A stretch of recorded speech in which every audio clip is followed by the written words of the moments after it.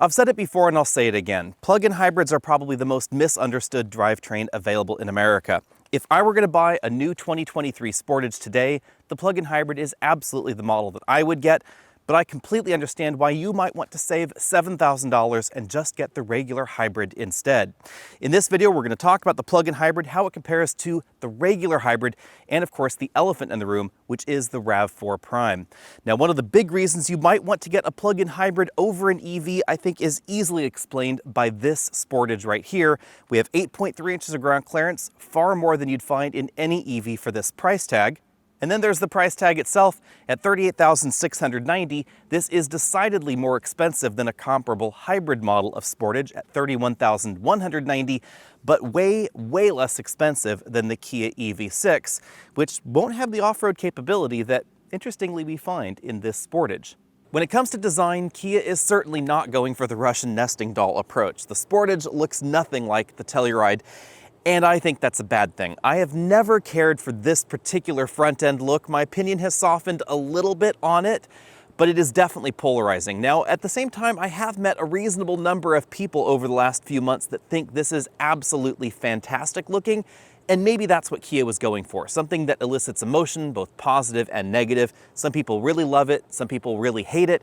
But I haven't met too many people that think it's boring. That certainly is not this design. We have this very distinctive boomerang LED strip right there, LED turn signals, LED headlights up front, LED fog lights down here. These are a little bit difficult to see, but these modules are actually just blanks. The top one has the parking sensor, the mid one has the fog light, the bottom one is a blank, and then it's a little asymmetric with the radar sensor offset on the front end. Historically, the Sportage has been on the small side of the segment. That is absolutely not the case anymore. This is now 183.5 inches long, definitely making it big for a compact crossover. If you want to compare this against a RAV4, you'll find 4 inches more legroom inside and nearly 40 cubic feet of cargo capacity in the back in the non-hybrid version. If you get the plug-in hybrid, that cargo area does drop a bit, but it's still more than you'll find in the RAV4 Prime, and considerably more cargo area and a squarer cargo area than you'll find in the average EV, whether we're talking Tesla Model Y, Ford Mustang Mach-E, or Kia's own EV6. And versus those compact EV crossovers like the EV6, we get a much wider box back here. That's a really important distinction. This area of the body is considerably narrower in the EV6, making it an awful lot more difficult to put adults and bigger cargo in the back. Then we have the ground clearance, 8.3 inches of clearance in here, which is pretty close to some of the top-end Subarus. So a lot more ground clearance even in this plug-in hybrid than you'll find in EVs outside of a very select few. The clean design out back is definitely less controversial than the front. They've positioned the rear wiper up here under the spoiler to give it a cleaner appearance. Also have really nice clean surfacing right here on the rear tail lamp modules. These are full LEDs, including the turn signals, something that we don't find even on the new Honda Pilot, which is considerably more expensive than this. At the bottom of the bumper, we don't find visible exhaust tips, but we do find a slightly more tricky to clean area. The bumpiness going on here at the bottom of the bumper, that does look a little trickier to clean, but not quite as much as some of the separate elements that we've seen in some of the competition. Going in for a closer look, you'll notice how low the hatch is on the rear. We have a very low cargo lift-in height, but on the other hand, we don't have a spare tire under the floor. That's one of the things you have to give up for that. They put the backup light right there in the middle. Not everyone seems to be a fan of Kia's hybrid and plug-in hybrid systems. These systems are shared with Hyundai, so you'll find the exact same hybrid and plug-in hybrid system under the hood of the Sportage, the Sorento, the Santa Fe, and the Tucson. It's based around a 1.6-liter turbocharged engine, a traditional 6-speed automatic transmission, and 2 motor generator units. A lot of reviews out there have been pretty negative about the way this hybrid system functions or its performance or combinations thereof.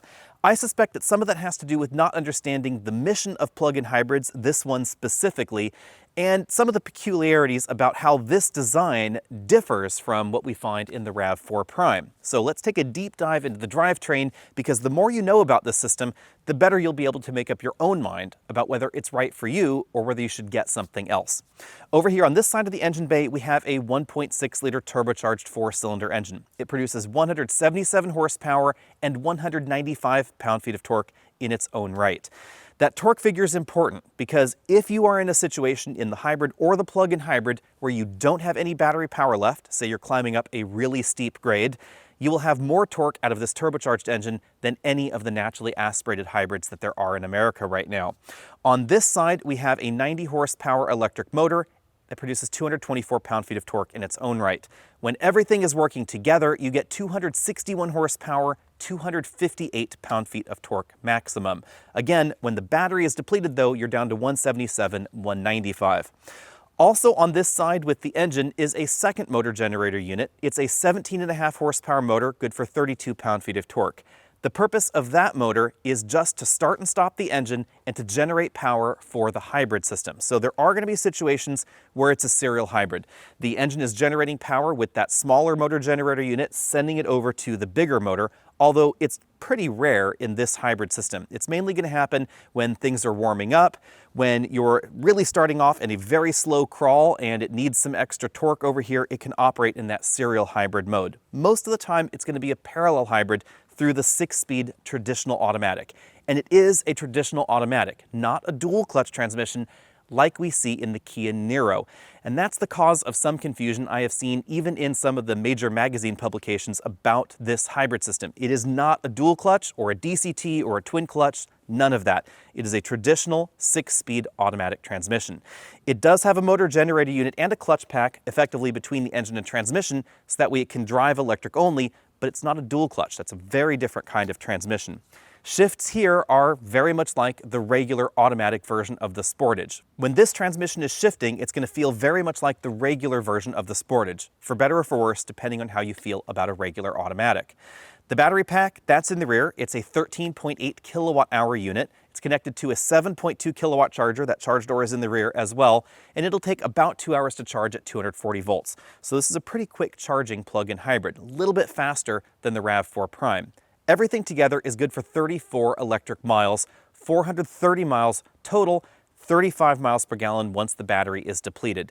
That's about 3 miles per gallon less than we find in the RAV4, but this has a mechanical all-wheel drive system. So that's very, very different than what we find in the RAV4. That has an electric motor in the rear, the electric motor generator units up front, and those motor generator units in the RAV4 act like a CVT, so it's going to have a bit more of a CVT or EV-like feel. And it's not going to have the same kind of connection between the front and rear axles that we find in this, which is why I'm filming this video where I am. This is a mile down an off-road trail here. So this is the kind of vehicle that will have consistent feel on-road, mild off-road, and in winter weather compared to the regular Sportage. It has a lock mode where you can command more power to the rear axle, no electronic lockers on the rear axle or anything like that, and this one just has regular all-season tires on it. But this is going to feel very normal, very sure-footed in winter weather or adverse weather or mild off-roading conditions. Because the electric motor is always driving this vehicle forward through the 6-speed automatic, it's never going to feel quite like an EV, even when it is in EV mode. It's going to shift more like a gasoline vehicle. And if you dig deeper in the throttle, it's always going to turn the gasoline engine on. There is no mode to exclude the 1.6-liter turbo from the vehicle's locomotion. We do find such a mode in the RAV4 Prime. I've never been a big fan of that, however, because say you're in that mode and you suddenly decide you want more oomph, you have to press a button, then you have to floor it. That takes a bit of time. I'm not saying accelerating out of a problem is a thing, because it absolutely is not, but sometimes you might want to pass someone and you forget you're in that mode, or you're at the stoplight races, you really need that exit, and maybe you need to have a little bit more pep than the 90 horsepower electric motor on board will give you. With this one, with Volvo's plug-in hybrids, BMW's plug-in hybrids, etc., you just dig deeper in the throttle and you get the maximum system power output. In the RAV4, if you're in that mode, you don't, which is why I generally don't use that mode when I'm in the RAV4 Prime. Remember that plug-in hybrids are not about gasoline elimination. If that's what you want to do, then you want a full electric vehicle. I have always chuckled to myself when I hear plug-in hybrid owners that brag how they never use gasoline, and then I think to myself, well then why did you buy a gasoline engine? You should have just bought an EV. At any rate, let's move on. Going a little out of order, let's talk about the cargo area. This is definitely wider and boxier than the average EV, but it is a little smaller than the hybrid version of the Sportage because that battery pack is located underneath the floor, not in the rear portion, but up there by that rear seat area. That's why the rear seats move around just a little bit. Now, one important thing to keep in mind, no spare tire happens in this, and you will find spare tires in the rest of the Sportage lineup. That's just a reality because of the bigger battery. Also, the cargo area drops versus the regular Sportage, but it performs exactly the same in my roller bag test because 24-inch roller bags don't fit under the floor. What is under the floor? Well, I'm glad you asked. Let's take a look. Under here, we have a place where you can put your EVSE. We have a huge foam divider that takes up a lot of room. And then we have a badly located 7.2 kilowatt onboard charger and the 12-volt battery. Kia really could have just jammed those to one side or the other, maybe even put one of these in the side of the rear cargo area and given us either room for a spare or additional cargo room. Hopefully that's something they can improve upon in a next generation. I would love to see a change to that layout. Front seat comfort is largely the same as the rest of the Sportage lineup. I'm driving the top-end trim of plug-in hybrid, so we have a power driver seat with two-way lumbar, two-position memory over there, and a manual tilt telescopic steering column. I do wish the top trim had four-way lumbar. That's something that Kia seems to give in some models and take away in others without too much rhyme or reason. I also wish that the steering column came out just a little bit further. Because of the position of the battery, which is a little bit under the cargo area and a little bit under the rear seats, the rear seat geometry changes for the plug-in hybrid model, and that results in a loss of some legroom. Remember that legroom is not just the distance of the rear seat back to the front seat back, it also has to do with the height of the seat bottom cushion off the ground, because it's a calculated measurement from basically your hip point over to where a knee would be, and then down there to the floor. So this does result in a slightly different rear seat than the regular Sportage, but you'd be hard-pressed to notice the difference because of the way things have been jiggled around. We do have a very slight hump in the middle and considerably more legroom than you'll find in the average in this crossover, definitely more than we find in the RAV4 and RAV4 Prime. Even though this vehicle has lost some legroom versus the RAV4 Prime, with this front seat all the way back in its tracks, you can see I still have a lot. We also have a surprising amount of recline for the rear seats. It's a 60-40 split design. I can put them in a very reclined position. That's actually pretty comfortable because the recline mechanism is nice and low on the seats, unlike some. Or I can put them in a decidedly uncomfortable, very upright position to square off the cargo area. But even in this position, I still have about 3/4 of an inch of headroom left. So headroom back here is definitely very generous. And even in this model, there's still plenty of room for rear-facing child seats. As we look around the interior, keep in mind this is essentially the very top-end trim of Sportage. We have a pretty large panoramic moonroof over the front and second rows. Kia's been all in on some unusual headrest designs lately. These do not go forward and backward like some of Kia's newest vehicles. Again, they are just two-way adjustable, but they do have a jacket holder on the back that I find strangely handy, even though I think the look is a little peculiar. These don't have that sort of bell-shaped look that we find in the EV6, though. Moving down from there, we have attractive upholstery in this model. It's perforated in the center of the back cushion and the bottom cushion because these seats are both heated and ventilated. Heated and ventilated seats definitely have an impact on energy consumption, whether you're operating in hybrid mode or in EV mode, but we do need to talk a little bit about the climate control. I'll save that for just a second later here. Moving on over to the front doors, we have a decent percentage of soft touch materials. I think Kia's done a better job with this interior, honestly, than we see in the RAV4 or the new CR-V. More soft touch materials, more attractive materials going on. Even though I don't care for the exterior design, I think the interior is done really well. It's definitely very stylish. We have well done imitation wood trim on this interior. If I zoom in over on the door, that's definitely a love it or hate it design though. Personally, I think it's just fine.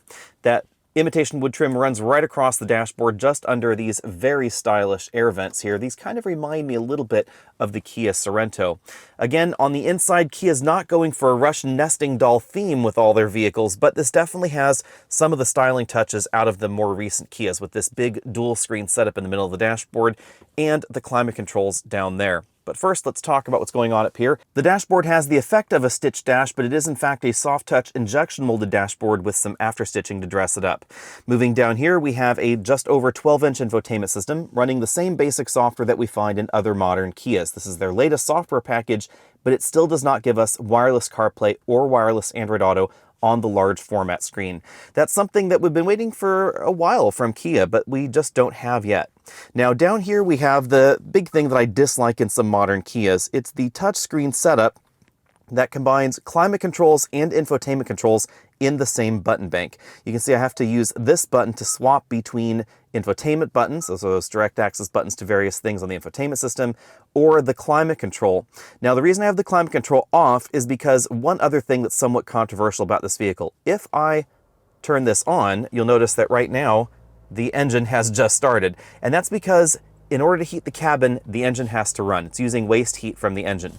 Now, it's not just sitting there idling, it is going to be charging the battery. You can see that charging icon right there, but this doesn't have any other way of heating the cabin, and it certainly doesn't offer a heat pump. Some folks are offended by this. If you want to stay in electric-only mode and it's cold outside, all you have left really is the heated seats and the heated steering wheel down there.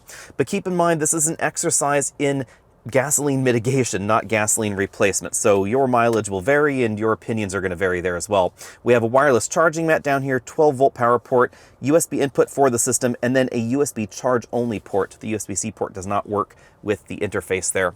Engine start-stop button, a rotary-style shifter here. I don't mind this one as much as the ones that we see in Fords because you toggle back and forth between drive and reverse there, and park is the button in the middle. So in multi, 3-point stops, 4-point turns, etc., you can easily go from reverse to drive. I find that a lot less of a problem than some of the other rotary shifters. Down here we have hill descent control, auto brake hold, the EV hybrid mode toggle. Again, if it's in EV mode, it will turn on the gasoline engine for heating the cabin. This is the drive mode selector. We have Eco, Sport, Smart, and Snow. No off-road mode, although we do have the ability to command more of a lock to the center coupling. This is not a complete lock of the center coupling like we find in the Maverick Tremor, but it is pretty aggressive for a small crossover.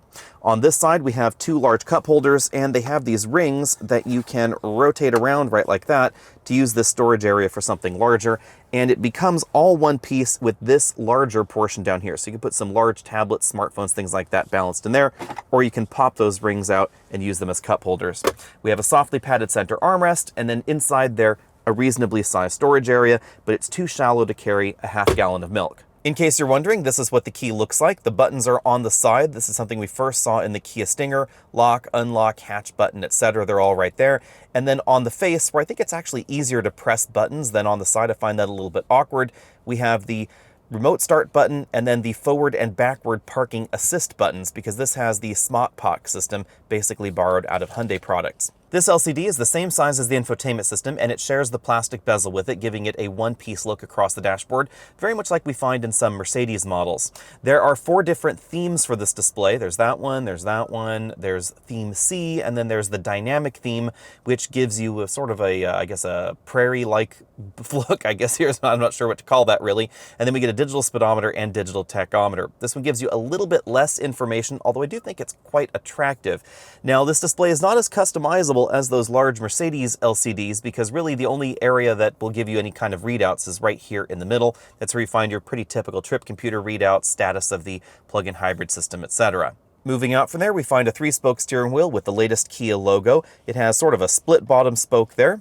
Paddle shifters on the back. You'll find the controls for the infotainment system over here on the left, volume up, down, track forward, backward. There's a favorite button, also a voice command button, and then the controls for the adaptive cruise control and Kia's aggressive lane centering program over here on the right. The paddles on the back of the steering wheel are just shift paddles, even in this plug-in hybrid model. You'll see we have gear 1 right there. If I pull this other paddle, we'll have gear 2. In something like the Nero plug-in hybrid, these will double as regenerative braking adjustment paddles, very much like they operate in a Kia EV6, but here in the Sportage, they are simply shift paddles. I'll apologize in advance. I have somehow been calling the RAV4 Prime a Prius Prime. If there's any confusion in this drive section where I'm talking about a Prius Prime, just know that I mean RAV4 Prime. I've been tripping over that all day long. Out on the road, the first thing we need to talk about is the fact that the Sportage is not as sporty as it has been in the past, specifically the previous generation models that had the 2-liter turbocharged engine under the hood. This over 260 horsepower plug-in hybrid is the fastest model, but it's not as fast as those 2-liter turbos were, and it's not as fast as the Prius Prime either. This one went 0 to 60 in 6.9 seconds. That's definitely slower than the Prius Prime, which is about 1.5 seconds faster than this.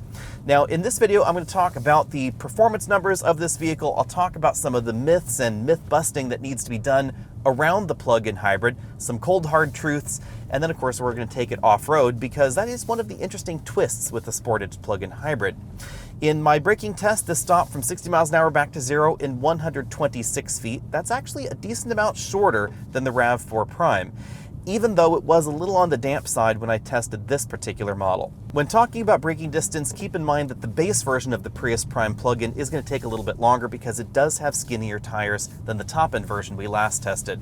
I think that the different braking system in this vehicle is responsible for the shorter distance. Toyota's had some troubles really dialing in their blended braking system. Transitions between regenerative and friction braking are not as smooth or as seamless as we find in this vehicle. A little bit more on that in just a moment. And the result is that this takes less time to stop from 60 miles an hour to 0 in a panic stopping situation. Also, the tire compound is definitely different here, even though these two vehicles weigh about the same. Now, commentary on the regenerative braking system. This system, of course, has a 6-speed automatic transmission between the wheels and the electric motors. So as you're accelerating or as you're braking, you're going to feel that transmission shifting. Some people might really hate that, some people might not. It's just a fact of the matter with this vehicle. If you don't like it, get something else. If you can live with it, this is going to be a solid option.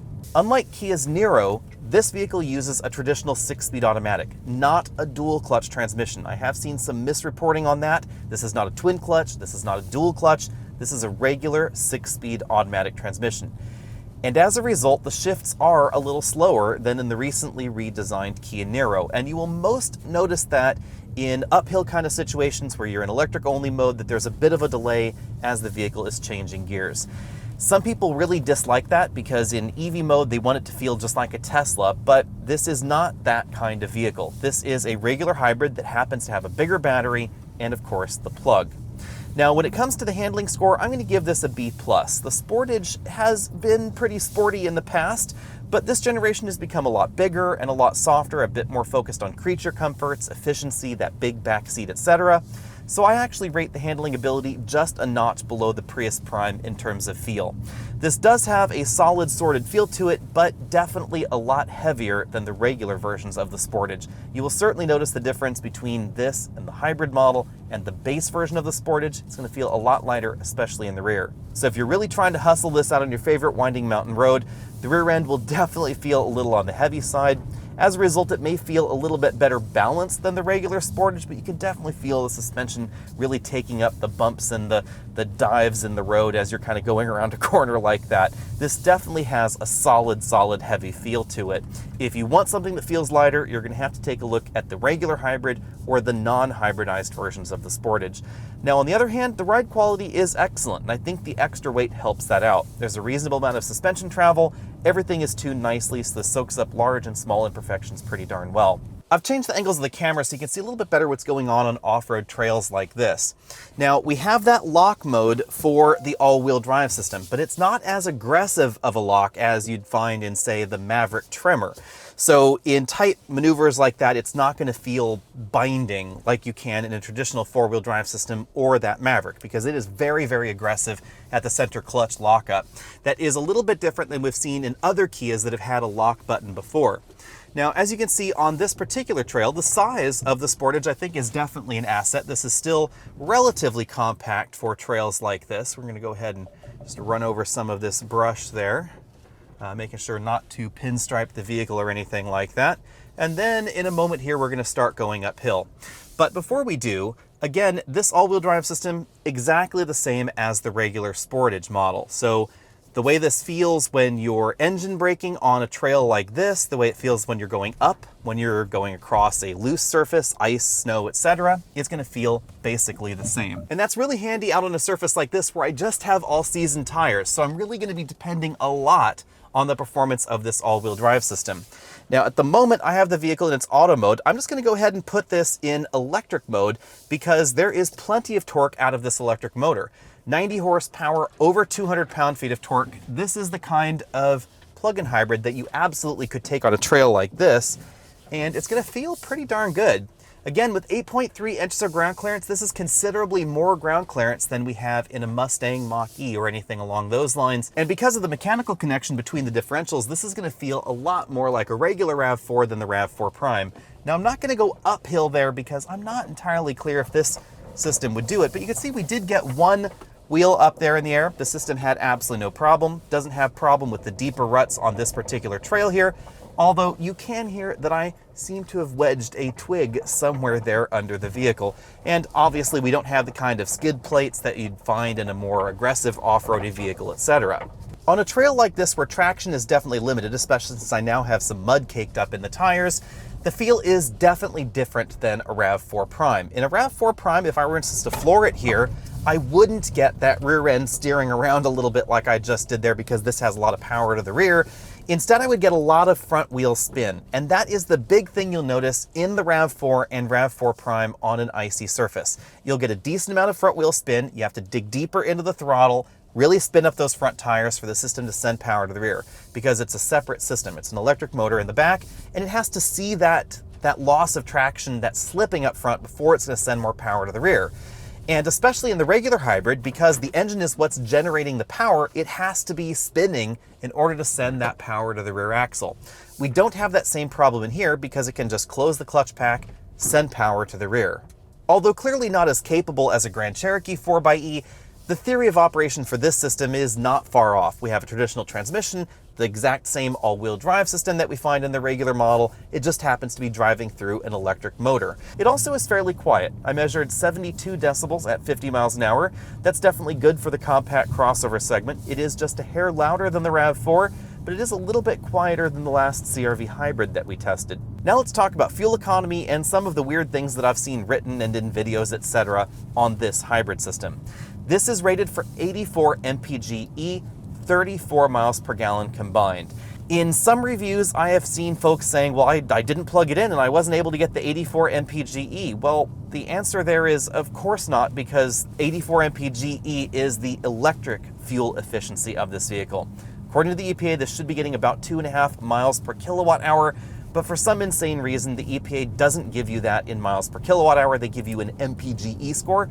Dumb, dumb, dumb. I do not understand that at all. I think it's ridiculous. When it comes to fuel economy, I'm certainly going to give this an A, but I think it does come in below the Prius Prime. This won't get you as far on an electric charge, and it's not as efficient when operating as an electric vehicle or as a hybrid vehicle as the Prius Prime. But there are pros and cons to that. This has a true mechanical all-wheel drive system. We'll talk about that in a bit. That makes the feel very, very different than the Prius Prime. We also have a much more powerful engine in real terms when this is operating as a hybrid vehicle. So say you're going up the Continental Divide or you're climbing the Sierra Nevada. This has 177 horsepower, 195 pound-feet of torque, and a lot less loss between the engine and those wheels when solely operating as a gasoline-powered vehicle than we find in the RAV4 Prime or the Prius Prime. The RAV4 Prime, on the other hand, it produces 177 horsepower from its engine, but just 165 pound-feet of torque, and a much less advantageous torque curve. You will definitely notice the difference if you get both batteries depleted and you're climbing up longer grades. Now let's talk about the controversy regarding the drive modes with this plug-in hybrid system. Some folks are offended that even though this says it's an electric mode if I floor it, we get hybrid mode, the gasoline engine turned on. I don't understand why people are that offended by it. This is a plug-in hybrid. Its mission is not to be a full EV. If you're the kind of person that's out there bragging, well, you know, I drove a Chevy Volt and I only used 2 gallons of gasoline through its entire lifetime, then why did you buy a Chevy Volt? You should have bought an electric vehicle. The entire point of a plug-in hybrid is this blending of worlds. It's reducing, not eliminating, your gasoline consumption. If you want all 260 some odd horsepower, 300 pound-feet of torque, you need the gasoline engine involved. And that's as true for this as the RAV4 Prime. In the RAV4 Prime, if you want 300 horsepower, the gasoline engine has to be on. And you will definitely notice in the RAV4 Prime that even though it has a mode where it won't turn the gas engine on, you can floor it in EV mode, it is going to be very, very slow. Some folks might say dangerously slow. I would just say it requires proper planning, but I still don't understand that mode. If I wanted an electric vehicle 100% of the time, I should have bought an electric vehicle 100% of the time. This is that blending of worlds, and I think it does that pretty well. Even with just 90 horsepower under the hood, you can still climb mountain passes, you can still travel at highway speeds, you can even have a reasonable amount of fun out on a favorite winding mountain road like this. And the all-wheel drive system operates exactly like it does when it's in hybrid mode. The regular hybrid is an absolute no-brainer to me. It's only $1,200 more than a regular Sportage. It gives you better performance, significantly better fuel economy, with truly no compromises. It even has the same mechanical all-wheel drive system that this plug-in hybrid has, and the regular Sportage, so it will feel exactly the same if you live in an area that gets a lot of snow and ice. That's a common complaint with the RAV4 Hybrid. It may be okay in those conditions, but it's not going to feel the same as the regular RAV4. And this will feel pretty much the same as the regular Sportage. That model will save the average owner at the pump, whether you're going to own it only for 3 years or whether you're going to extend that period out to 7 years or 10 years and really maximize the standard powertrain warranty on the vehicle. The long powertrain warranty may be a consideration if you're a little on the fence as to whether you want a hybrid or not. Maybe you're worried about component longevity. All Kias have a 10-year, 100,000-mile powertrain warranty, and that applies to the hybrid systems as well. Now, that only applies to the first owner. If you're buying one used, you won't get that long powertrain warranty, but it is more comprehensive in its coverage than the standard warranties and the extended hybrid warranties that we find on the competition. Now, when it comes to the plug-in hybrid, the math is a little trickier. You basically just have to want the plug, and you have to be willing to spend about $7,000 more for it. The average American is quite simply never going to consume $7,000 more fuel in the regular hybrid than the plug-in hybrid, so you just have to want the plug. Whether that's because you can access the carpool lane solo in states like California, or you just don't want to visit the gas station as often. This model, $38,690 is where it started, and this is the top-end trim. I'll let you refer to the pricing chart on your screen. Versus the comparable hybrid model at $31,190, or I should say almost comparable because that's an EX trim, and this starts in a different trim lineup in the Kia portfolio, so pretty close. It's about $7,500 more. In the before times, before the federal tax credit changed, this math might have made sense because it probably would have qualified for a $6,500, perhaps a $7,000 tax credit, which would have made it about the same price as the hybrid. And then I would have said it was an absolute no-brainer recommendation to get the plug-in hybrid if you could plug it in. And that, of course, is part of this equation. You have to want to plug it in, you have to be able to plug it in. But clearly, you could plug this in a lot less than an EV6 and still be just fine. And this is considerably less expensive than any version of the EV6, while simultaneously being roomier on the inside, more practical to live with, and more off-road capable than pretty much any EV crossover outside a select few. Something like the BZ4X, the Solterra, the Rivians, etc. Obviously, those are going to be more off-road capable, and the Wrangler 4xe and Grand Cherokee 4xe, they're more off-road capable as well. But the vast majority of those, they're also significantly more expensive. Even something inexpensive like a Subaru Solterra, still a lot more than this plug-in hybrid, and it's not going to get you 400, 500 miles on a single gas tank plus charge. And if you treat this gently, you absolutely can go over 400 miles on the gas tank and the battery together. On my average daily commute, I wouldn't use any gasoline at all because unlike the Kia Niro, this will complete my daily commute, including going up and over a 2,200-foot mountain pass with zero gasoline used at all. Now, as I have said before, then why would I buy a plug-in hybrid over an EV? Well, I do live out here in the forest. My house is actually just about a mile that way. And sometimes I don't have electricity at home because it's raining and I live off-grid and PG&E is down, so I can't connect to them either.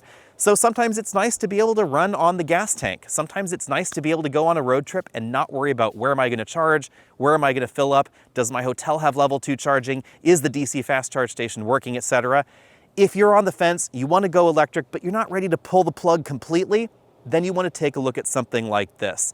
That is the entire logic for a plug-in hybrid. But again, you have to want one, you have to be able to plug it in. As always, be sure and sound off in the comment section. Let me know what you think about that.